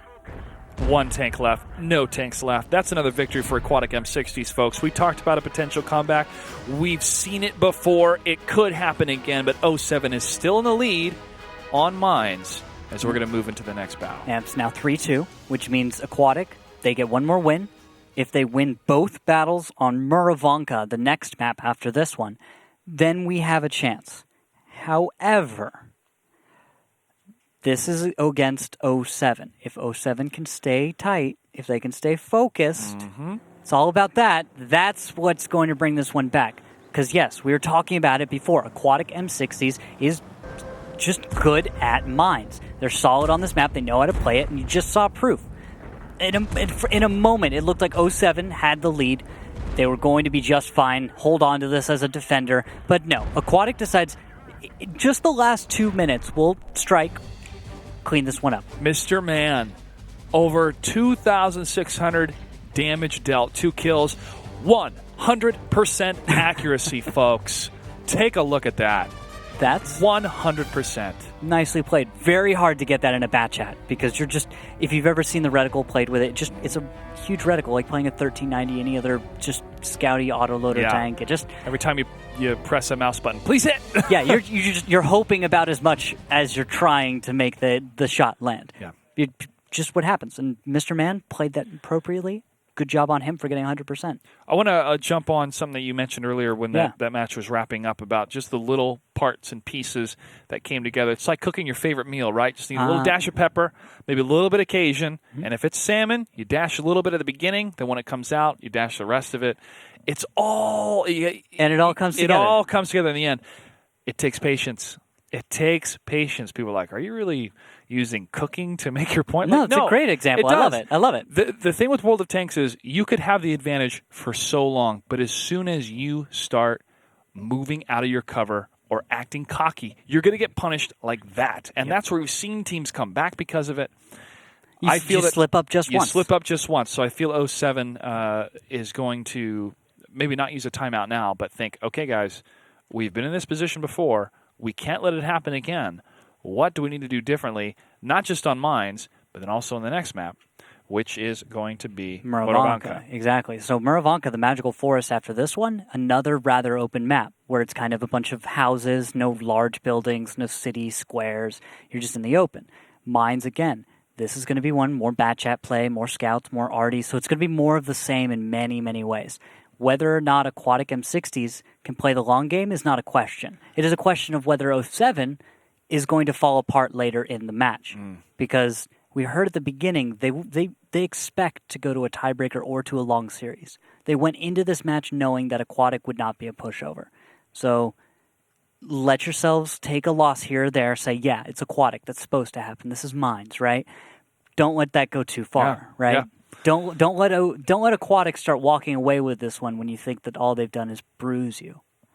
Just it could very easily get out of control, I guess, is the main point. So watch out as 07. For sure. And we were listening to the listeners a little bit earlier. You can still hear the communication on between both the teams, but especially in the last one, got to scout, got to find it. And that continual communication is so key for World of Tanks. Yes. I mean, there's so much happening with the amount of tanks that are happening on the battlefield, but to know who is where, who's moving where. Yeah, I actually... What's the backup plan? Yeah, I loved hearing that. That was Aquatic M60s we were listening to. That's what you're referencing. And we were hearing calls to clear the area. So very deliberate actions to say, okay, we're getting rid of a scout. We know what's up. We're just trying to get rid of spotting eyes.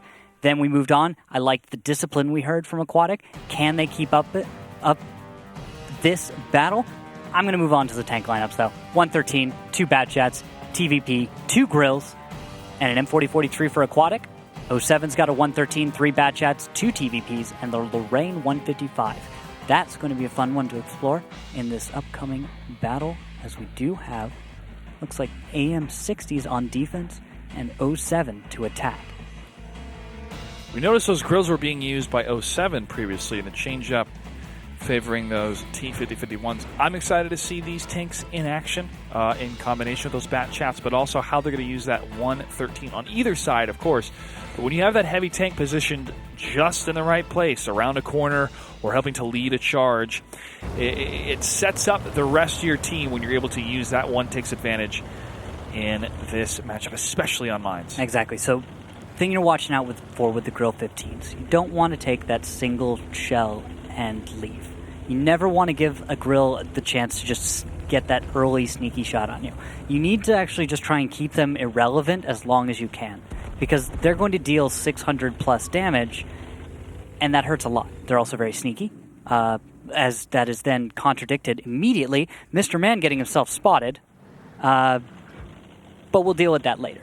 So yes, they can get spotted. I got to give it to 07. Good scouting on their end. As you can see, another match where we see posturing up on the east side of the map. So that's what 07's going for. They're going to pressure this side, put a tank on cap. If they can, they'll get rid of Fuel My Potato. In the 113, that's the only consistent fire tank that we're watching at the front. Grill 15's not really armored.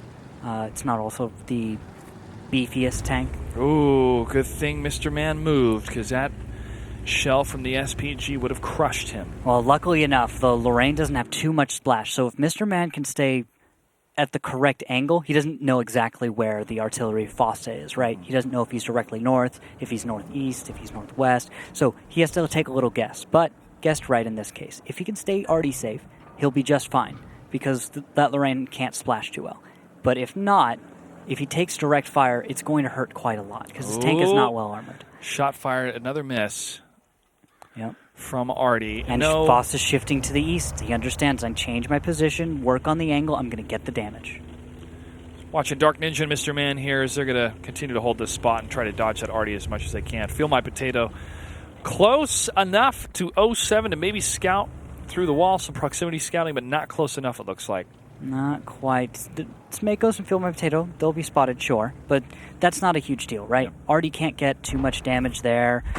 Ooh, there goes a tree. Not close enough. Marsh trying and almost getting it, but just a little slow. That's Makos barely making it away from the explosion, not even looking back, just throwing sunglasses on and saying, peace. Ledef able to dodge 2 shots. Not bad. Where are those coming from, actually? Well, Feel My Potato fired one, but it could have been a ricochet off of Ledef. I couldn't tell where the second one actually came from. Feel My Potato's at the bottom of the hill in Golf 7. Okay, probably the ricochet. A very common thing to see now is to counter out the position that Ledef is in, because that's considered a jump. It's a position you don't just drive straight up into. You have to know the specific angle and how to approach it. You drive into that position, you're in the high ground, and it's very difficult for opponents to approach you. You're also elevated position, and the high ground is, of course, an advantage. Now, people have started to figure out, how do I counter this? This is dangerous. When someone's up there, all of a sudden, I don't have any cover anymore. So 113's other tanks, you see the 113 from Feel My Potato? Yep. Look down in the bottom for him. You see that coated optics equipment? I do. That's specifically brought in order to counter out Leadif's position. And Leadif is getting countered indeed. 857 hit point damage against this tank. Just a bit over half health is what he has left. Yep, and I wonder what Marsh is going to be doing, because Marsh is who I'm waiting for. He's actually not aiming for the hill in the back of the map. He was aiming towards Andy Pants. So focus from Aquatic is to keep those tanks in the middle away. Leadif is less of a concern, I'm guessing, because, well, he's not as immediately relevant as a few other tanks, and he's also so far away. Your Artie Shell takes quite a bit of time to travel. I don't want to waste time by trying to go for shots that are so much harder simply because they're farther away. Patient play from both teams. 6-minute mark just past us, and Feel My Potato is still trying to find any type of shots for his team. The rest of Aquatic M60s hasn't even passed the Golf or Foxtrot lines on the map yet, but we see 07 along the Echo line. Further back, we have a couple back chats. We have the one Artie just staying out of position, just staying out of range to get hit. This is always the frustrating part about mines, too. Yep. It's right when you feel like there should be something happening, but everyone's waiting a moment longer, just a moment longer to execute, because they'll always wait till 3 minutes, 2 minutes left, right? They'll never go at 5. And it always frustrates you because you feel like they could, but the thing is they're going to wait that extra 2 minutes, get 100, 200, 300, whatever it may be, bit of damage that they can, and then they will strike right when they intend to. And we used to time out. When is the absolute point of no return? And it was about the 3:30 mark for a lot of battles. Yeah, and it varies depending on what tanks you bring. Because if you bring autoloaders, let's actually move on from this because there might be some action coming. Makos, little bit. Makos just did what we call the jump into the zero line, so he's now just getting into the high ground, getting spotted, possibly taking damage, and he only took about, about 700 in order to pay the toll.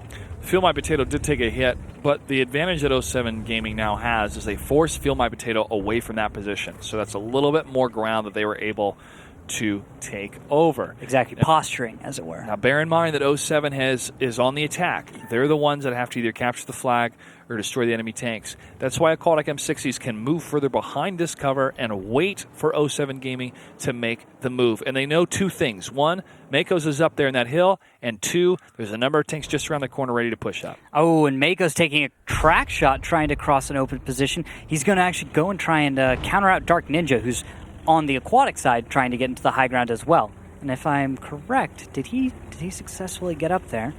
It looks like he almost... He's trying. He's sliding. He's having to take cover because Warbander currently is pinning his position. And luckily for Dark Ninja, Lorraine 155.51. Here's the push. Foster's not going to be able to do it. That is the push. The collapse, you'll see Makos coming on over on the top of the mountain to cover. Oh, Feel My Potato misses a shot against Commodore, and the Pants takes the first hit against Veggie. They turn their turrets, targeting Veggie. They get the kill. Dark Ninja and the M40 are trying to get a couple hits against Commodore and the rest of 07 Gaming, who is rocking and rolling up that hill, trying to get the kills. Yeah, and exactly. So right now, 07 has just put themselves right in the middle of every single tank from Aquatic M60s. They have to keep the pressure on. If they can't keep dealing damage, if they can't find a way out, Aquatic is going to eventually just destroy them just little by little, because right now everything's spread out. Yes, Aquatic can't collapse on this position. They also can't leave. They're kind of stuck doing what they're doing. But 07, it's all up to them. They need to push forward. Andy Pants goes down. They can't afford to lose another bat chat. No, they can't. Aquatic M60s holding the line here. Feel My Potato able to land a number of beautiful shots, while 07 Gaming was distracted by the other tanks that were further to the south. Feel My Potato holding that center line, looking for another shot against Commodore. Fires. Looks like that one was not a hit, but he gets tagged himself for 454 damage. Yeah, and it looks like Artie's trying to go for a shell. Does not connect onto Commodore. It's Marsh 166. He's going to have to find a better spot. And I like seeing this. We do have bat chats. It's not Warbander on the hill, actually. Oh, right beautiful now. Bounce off Feel My Potato, the power of the 113. Yes, that's pretty much what it does. Shots fired, one more into Felix, should finish it off, but Leadif isn't just as low as Felix is. So they're both just afraid to look at each other wrong. And that's going to be hill control. Cap points as well, you can see. Going in favor of 07. They're putting the pressure on. They're trying to get Aquatic to slip up somewhere. Just find that one little place. Morphic trying to get out of there. Look how big that Grow 15 turret is. Trying to turn to get the shots against Commodore and Rocks. Another shot fire from Phil My Potato. He is doing work, son. 1298. And Warbender takes down Morphic as he tries to take the hill. Good play from Warbender. He should be able to follow this one up. Does get the Felix kill. And he should be able to carry this one on and even take down Feel My Potato. This is solid play from 07. Very delicate, dangerous for them. But Aquatic, no matter how hard they tried, could not out. Warbender around the corner, tries to get Feel My Potato, lands one shot. Feel My Potato still alive. However, Ledif closes the deal. Yep, and with 57 seconds left and 23 seconds left on the cap, 07 is going to be able to put point number 4 on the board as we go into Murrow. And I have to give it to him. Always on the edge of my seat when I watch these guys play mines, but I have to give it to him. When it comes down to it at the end of the battle, just the execution was it's certainly impressive. It was on par. It was good, man. This type of execution, you got to think of the difficulty. Not only are you getting shot at, but from what angle? From which position? Is it high? Is it low? That is the beauty of mines, at least when you're seeing teams start to use the meta of get those tanks up on the hills, man. Let's push them up because they get that downrange fire. The trouble is when you have Arties, as we see those SPGs, they can target fire on those tanks. But the reverse meta of that is, well, if they're focused on the tanks that's seen, that means we have more opportunity to surround, either push on the east or push on the west, and that's what we saw. Exactly. I love seeing that. We saw how Artie was able to come into play no matter what. We saw both players going for the shots that needed to, and some very close hits, which we were talking about this earlier, too, to kind of draw back to it, is that one shell connecting as an artillery is the difference between victory and defeat. That could have been it here. Yep. Because had we seen one of those bat chats from 07 go down to an Artie shell early in the game, maybe they weren't able to successfully push. Maybe they weren't able to take the damage that they needed. And Feel My Potato in the 113, got to give it to him. Shout-outs, because he does 2,559 damage, putting himself number 1 on the team. And not only did he do that amount of damage, he held the line for such a long time, and he continued to put pressure on the advancing opposite team. Sorry, I was trying to think of what line they're on, but that Golf and Foxtrot line was so crucial for the defenders to hold for so long, but they couldn't hold the whole time. Feel My Potato in that 1-1-3, who was watching for the majority of the match, was trying his best to put on that pressure around that corner, and he was doing some excellent shots and some excellent fire, and was an excellent presence. But as soon as he was overwhelmed, that entire strategy was wiped away. Exactly, and that's the difficult part about the defender. It's how do you keep the 113 alive when that pressure is coming? So you have to deal with that. You have to put out guns. You have to expose your own tanks in order to defend him. But at the same time, your opponent is trying to figure out every possible angle to make that as difficult as possible. And so I think 113 did an excellent job as our defender, but it's always going to be a losing job. You're always going to expect that in the end, you're going to fall flat on your face and you're going to look like you just didn't get to do anything. You didn't get to do backflips and do cool things, right? Final words are, remember me, and then you just hold the line. Exactly. For the longest time. As long as you can. That's a heavy tanker's job. It is a miserable job at times, but it is always respected. Unless you got a battle buddy. That's right. Always have a battle buddy.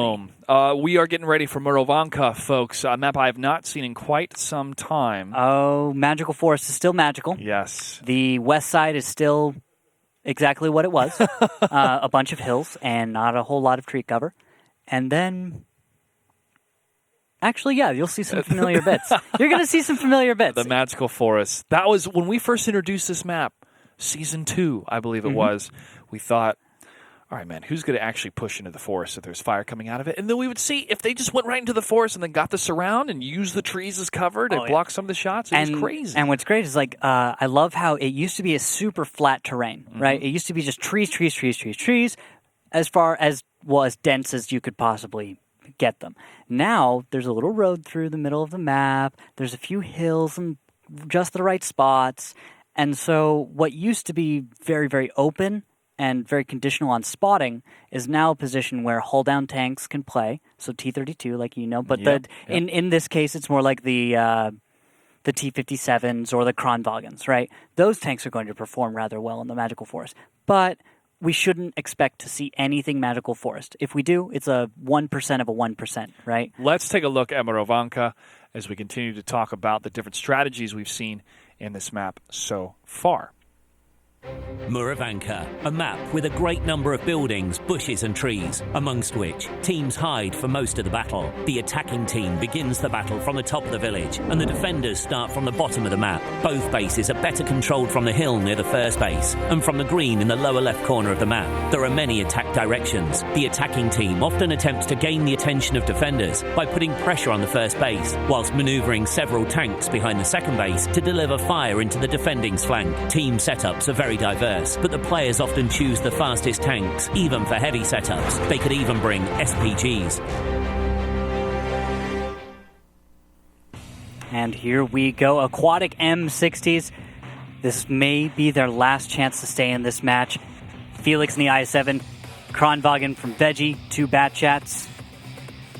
And 07 Gaming is going to be bringing a Kronwagen, 4 Bat Chats, and 2 Emil 2s. That's something to pay attention to. Not as common as their bigger Kronwagen brethren. I want to see this Kronwagen in action, folks. I feel like they're bringing it not just for me, but for you, the people at home. Hashtag WGLNA. Tell us who you think is going to win. Will it be a comeback or 07 close this out for the revenge matchup? And this is 07 going to close this one out. I think it's pretty much a done deal. They've got Bat Chats in one column, waiting just behind the hill for the trigger to be pulled. And then elsewhere, we do have the 2 Emils and Kronwagen from Commodore, all waiting to just jump right onto one tank and get the fast cap. Now, note 23 seconds. They're moving fast. Aquatic M60s were way to the south around the Veggie. 2. I don't think Veggie realizes what he's getting into, and I don't think the Emils realize what they might be getting into, as it's, 3 autoloaders versus 1. But will it pay off? Is the big question. Can they deal enough damage? Because Commodore is already on his first reload. This is a true mettle of any team when things go wrong. Veggie is down, but Aquatic M60s are trying to trade fire against 07. 07 is standing their ground. Emil is taking some hits, and he falls, but Makos takes down Felix 7 first. And here's the counter push. Fuel by Potato, Morphic, and Marsh all moving in. They're going to focus on the 2 Emils who are currently on their reloads. Won't be able to reload just in time. No, Commodore is going to be able to with the Kronwagen. And focus fire coming from League of Rocks and Makos. They just took out that I-7, turning their attention onto the Bat Chat counter push. Dark Ninja has one more shot left. Commodore falls. Dark Ninja tries to land one more hit. He does. 437 hit point damage done against 07 Gaming. The hit point difference is just 600, folks. 07 takes another hit, and Marsh 166 moves up to try to close the deal against Rocks. And here's the important part. Makos is down. Okay. The S-Tank from Mr. Man. He is the game changer here. Consistent fire, has siege mode so he can, be even sneakier on top of firing faster, on top of being more flexible in so many other ways. Against 3 Bat Chats. Bat Chats are all waiting for reloads to happen. So even though Andy Pans to the south, if he can get some hits onto Mr. Man, get the kill, game over. That could be where we see 07 win this. If not, I'm betting this one goes to Aquatic and we extend the series one more. They have the advantage. They have the tanks. They have the hit points. And Marsh 166 now has the lead as he's pushing up against Ledif and Rocks. They're just at the base of that hill. They know where they're at. Okay, and right now, Andy Pans is moving in. He's managed to find the perfect angle. He's now spotted. This is crucial because he was going to try and find Mr. Man and get the kill. 566 hit points. Mr. Man needs 2 shells to die. And, well, that's not going to happen to her. So the push from Aquatic just over the hill. Rocks gets a nice hit. Dark Ninja taking some damage, gets behind. 2 tanks fall at the same time. Ledif is surrounded. Andy Pants, the only hope left of 07 Gaming after Feel My Potato gets the last hit and the kill for Ledif. Oh, and a nice track shot there from Andy Pants, but no, not going to be fast enough. And that's going to be it. Aquatic M60s, the defenders, answer the aggression of 07 Gaming and wipe out their enemies. They're still down 3-4, but we've seen them make a comeback before.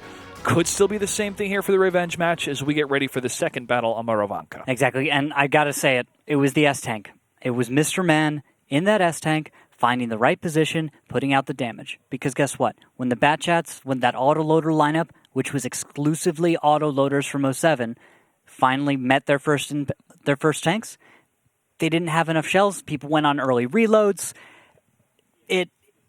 They took out 2 tier 10s, yes, but the cost, or rather like the amount of time they had to spend completely vulnerable, was so large that Aquatic was easily able to take control back. That's roll to heavy, as you mentioned before, the roll to heavy. Exactly, and they needed something consistent fire, something that could manage all of these Batchats and all of these other tanks showing up. The S-Tank, for example, something needed to be around, a Russian medium maybe, something like that, to kind of keep putting the pressure back, to tell Aquatic, yes, we're all on reload, but not me.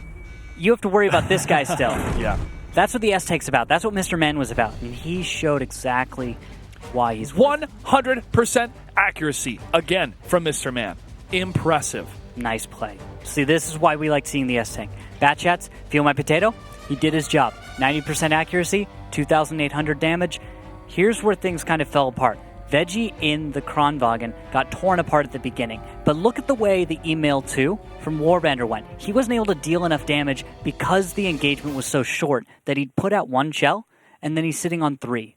You don't want to go into your next engagement on 3, so you have to choose to reload. Where we may be able to start really looking close at their actions is saying, should the email 2, a heavy tank that is an autoloader, have reloaded as one of 3 of the same thing? Mm-hmm. This guy reloads, and this guy reloads at the same time? Or maybe I fired 1 shell, you reload, and you reload. I'll wait till you guys are done, then maybe I'll do something. But until that time, you'd be leaving 3 tanks with 0 defense. 0 way of doing anything about an opponent showing up. Yeah, but it's a precarious situation, right? Yeah. And you have to measure the advantages of that choice. Either we push in, we get the surprise, we get the first shots, maybe 1 or 2 bounces off us, and we have the attack advantage, and we carry that through. But as soon as you miss a couple shots, or if a reload goes wrong, or you get hit in a module, all that goes out the window. It's all game over. Now, this could be game over for Aquatic M60s, who've brought 113, a Kronwagen, 2 Batchats, a Leopard 1, question mark, a Grill 15, and an RU-251. On the other side, 07 has brought another autoloader lineup with 5 Batchats and 2 Emil 2s. This worries me with 07, and worries me also with the Felix and Leopard. I don't get what's going on there. That's weird, because a Leopard 1, I've had conversations with other pros before, and Rocks, in fact, earlier today, in order to bring up some deja vu here. Yeah. Is the Leopard 1 is generally a tank that you pick a Batchat for to do whatever you needed to anyway, or you could pick a Kronwagen, you could pick a ton of other choices instead of the Leopard 1. Maybe it's a statement. It could be a statement. It's their spirit animal, Randall. They're answering the call. They went on their spirit walk. They woke up. They had their moment, their ordeal, and now they're back. They have this deeper understanding of themselves. He said, you know what, man? I'm feeling like a leopard. Let's do it. Okay. 1-1-3. Morphic down the center, 4 line to the south, getting close to that flag cap 1. The Batchat, close to him. Is it Ledif or Ledif? I say Ledif. Okay. Ledif just up over that hill. Will he spot him? Morphic is so close. Not quite. Nothing yet. Not quite yet. And Mako's, I'm going to actually jump over and take a look at him in the Batchat. He's moving away from Morphic as fast as he can. Trying to stay in cover. And he's going to actually... I'm not quite sure what he's actually going for. I thought he was going to stop in a bush in the open, but no, he's going to decide I'm going to just leave. Ledif did his route. He's hanging back for some cheese and crackers before round 2. Exactly. Just take a moment. You're Aquatic M60s. You know how defenders defend this map. Your job is defending. You're excellent at it. Defenders defend, yep. Exactly. So as the attacker, what do? Well, let's take advantage of what we know about defense. So maybe they just slow it down, run and analyze their opponent, figure out the weakness, and then try something.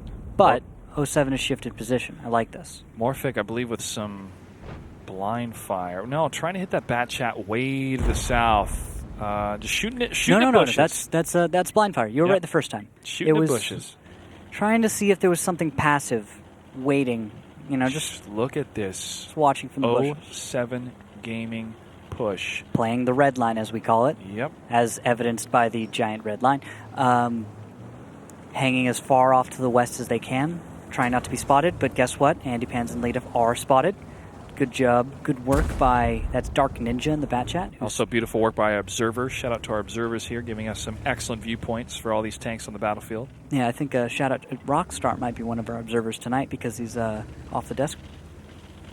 Which, shout out to him. Yeah, he's irreplaceable, man. I'm just here as a guest. It's a pleasure to have you. This is the Randall and Rockstar show for sure. Seriously. And for those who might not have been here earlier, actually, the reason you're here is because we got 50 retweets on a little social media. We did, but unfortunately for 07 Gaming, they've been getting a lot of hits. Fosta and Commodore. Shot to the south. 2 modules hurt for Commodore.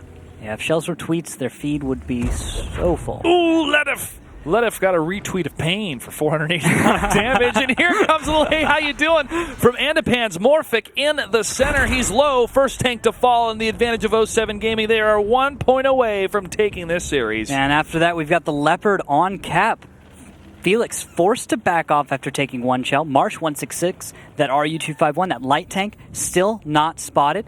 And it's going to be all up to 07 at this point, how they're going to defend. Because their email 2s are just being torn apart. Fosta being torn apart, trying to get into proper cover, is 1 shell from death, and Feel My Potato has the angle. Don't want to lose that advantage. Aquatic still has a huge hit point advantage when it comes to the full take lineup, even though they're down a tank. That's the difference of the heavy versus the mobility of the 07 lineup. Rocks got rocked by a shot from Veggie, but it ricocheted into the sky. So that was a bit of stroke of luck for that bat chat. Oh yeah, that's why bat chats are so sneaky. Is because the angles on their armor are such that you bounce shells that you otherwise wouldn't believe. Because the armor is paper thin all around. Imagine the frustration. Oh yeah, it's frustrating to bounce on a bat chat. It feels really good when a shell bounces off your bat chat, though. It's usually right at the worst possible time you could have taken a shell, and you go, "Oh yes, thank you. That would have hit me in the ammo rack, and that would have sucked because I already used my kit." Mr. Man waiting for an opportunity to fire. Here's one against Commodore. Lines up the shot, 739 damage. And beauty. Dark Ninja follows it up too. Great concentrated fire by Aquatic M60s. Same thing coming out of 07. But this is Aquatic waking up a little bit more later in the series. I have to give them that. 07 is still focused. They're still on point. So both teams have done their work. Both teams are still here.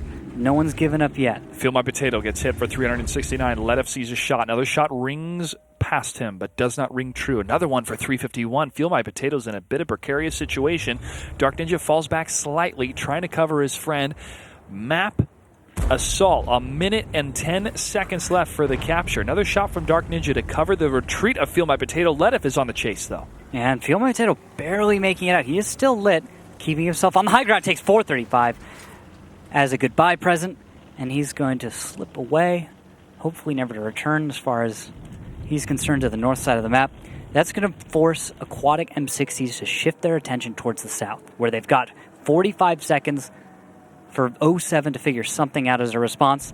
Marsh 166 sits in the open, and 07 is just now moving their bats from the north back around to the south, and then we'll get some spotting on Marsh.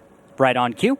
Marsh is spotted, and that should be Makos going There's for the a hit. 458. Makos gets another one. 796 total. Marsh still on the retreat, not able to fire back for really any damage.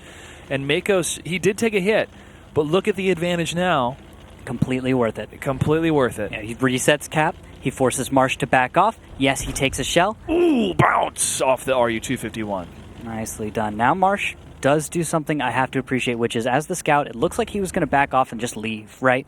He made it look to 07 as if he was done.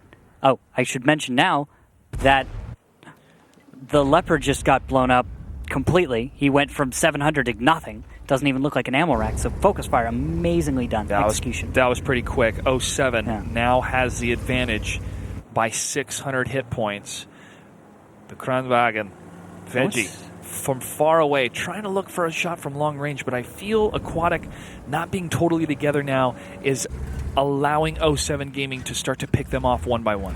Possibly. You could say that. but it's a matter of the next tank that goes down. It is because they could be lining up the long-range shots as well, trying to bait them into an open field to get those to get at least 1 or 2 against them. Exactly. So it's if we see Foster go down, then after that we'd want to see Rocks go down. If you're talking about tanks to knock out like Dominoes for Aquatic, but 07, if we do see 07 go for some counterplay, that would be highly irregular. They should be holding position and just about staying static. So yeah, it's up to Aquatic to make the move and figuring it out. But 07's been squirrely. They've been moving around, they've stayed mobile, they've stayed focused, they haven't let anything get too far away from them, and they haven't made any, I should say, overly risky decisions so far. Minute left on the flag cap for base 2. That's still in control of Aquatic M60s.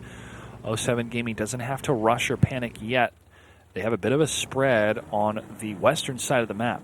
Yep, and right now I want to note... 21 seconds now. Yeah, now we jump over to 13 seconds. Leadif is moving into the backfield. We're going to see a delay coming out from one of the tanks from 07. At the same time, once the delay happens, we're going to see probably Leadif come into the backfield, but Feel My Potato is dead. Dark Ninja should be the next... Yes, reset onto Marsh as well, so no cap points matter at all.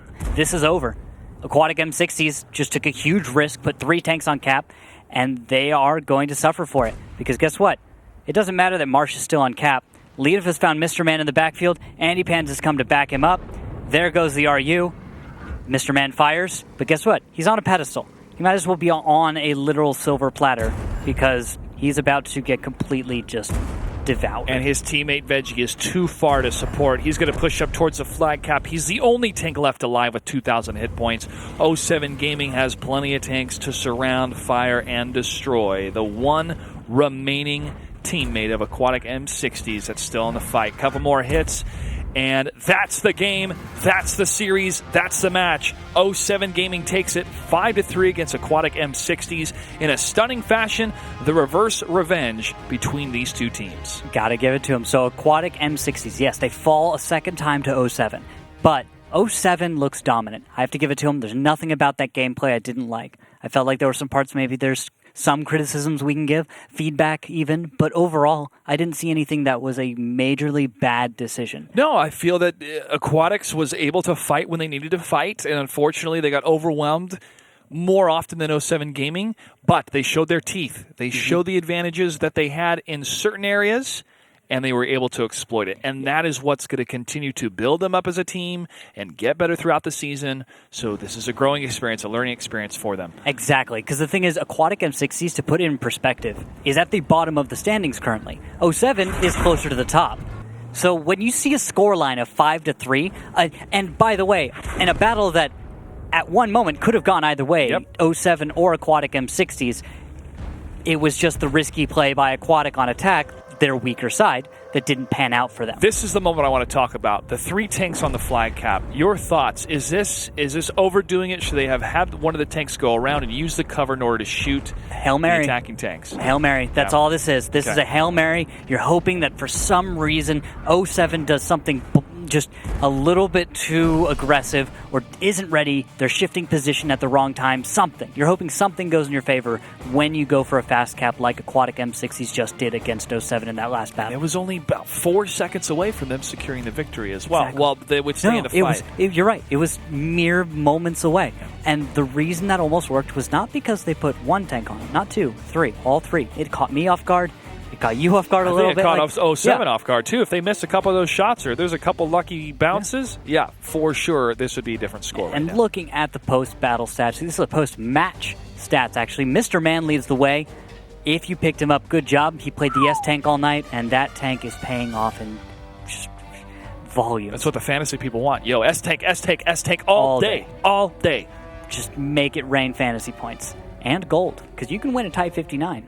And also weekly gold prizes as well. That's why you want to sign up for fantasy, folks. That website is WGLNA.gg. WGL.gg. Oh, that's right. /fantasy WGLNA. Exactly. There we go. This is his first day back on the desk, by the Boom. way. We Yeah. didn't prep him any time before today. Nope. Good job. That was all off memory. WGL.GG/fantasy WGLNA. A lot of people have been really loving the website and how the fantasy team works. So shout out to the people that have been putting that together. And it's definitely fun. It's definitely fun not only to see how these teams perform, but the individual tankers. And I think some of these teams at the end are going to go, all right, who's a free agent? Yeah, we're going to pick up this guy, this guy, and this guy. You got a little resume going on the fantasy side. Well, Josh, real quick, I am told that we have a winner's interview. Oh, great. So we have 07 back on the show. We'll be having them join us in just a moment. Sir, you've taken off your wetsuit. I'm guessing only half. Oh, only it's hard to get off. It's too much of a production to do it mid-match in case for some reason they need to throw me in if we have multiple power outages. It takes a little while. But it's nice and warm. It's not quite as dry as it used to be. But Meadowhawk, when you wear it, do you feel like you can fight crime? No, not this one. Maybe back 17 years ago when it properly fit me. Yeah, but. Definitely not tonight. Hey, I want to ask you about that last battle on Morovanka. Did you expect them to throw all three tanks onto that Hail Mary type encounter? Did that throw you guys for a loop to see how fast that timer was going down? It was pretty sketchy. We had to audible our play, what we were going to do originally, and it's hard because obviously we knew they were going to go 2-cap with that lineup.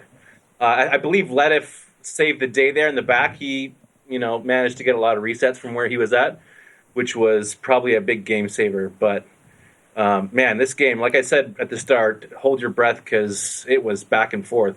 It definitely was back and forth. We saw that first victory on Prohorovka against your opponents, and then they took another game on Mines. Tell me, what was happening? What was the chatter going on your team when you suffered those losses? The Mines stuff, we had a couple errors. But obviously, I mean, everybody knows AM60s is really strong on mines. So we were just hoping to maybe take one away from them, but we didn't. I mean, obviously, had we done that, we would have been in a better position going into Murrow, but well, it is what it is. It is what it is. I want to ask about 07, your current lineup, what this match says about you guys going forward, because I feel like Aquatic is a team low in the standings. You guys are a little higher up. Expectations are based off that you were going to blow this one out of the water. But Aquatic M60 showed up and really tested you guys on some levels. Do you think that other teams in the league are going to start coming back like Aquatic, or do you think you guys are on the highway to the danger zone, so to speak? I wouldn't say that. I mean, obviously, if you look at our matches, a lot of the matches that we played have been fairly close. They haven't been blowouts. I think AMs, they got blown out by Apex, which I think most people didn't expect. And, but they're a good team. Like, we can't... Where 07's problems come from is when we pretty much discount teams. Like, if we, on Thursday, if we look at Rival and say, oh, we don't need to prep for Rival, they're going to beat us. And they've done that in previous seasons. So we need to take games seriously. That's what our main issue is. And we're starting to do that. We're starting to prep equally for all games, and it's really starting to pay off. All right, Meadowhawk, well, congratulations on your victory. Well earned, and good advice as well for I think, every team here. Do not underestimate your opponents no matter where they are in the lineup and the current standings. So thanks again, Meadowhawk, and we'll see you on Thursday. Best of luck. It's good to see you back, Clutch. All right, thank you, sir. Much love to you and your team. Absolutely a pleasure to have him on. Of all days, this was the